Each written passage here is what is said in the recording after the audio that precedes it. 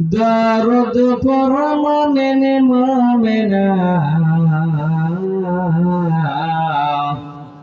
নবীর দরদ না পড়িলে নবীর দরদ না পড়িলে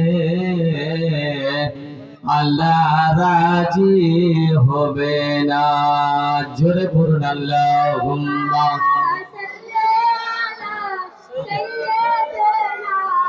মাওলানা মুহাম্মদ ওয়ালা আলি সাইয়্যিদিনা মাওলানা মুহাম্মদ সাল্লাল্লাহু তাআলা আলাইহি ওয়াসাল্লাম।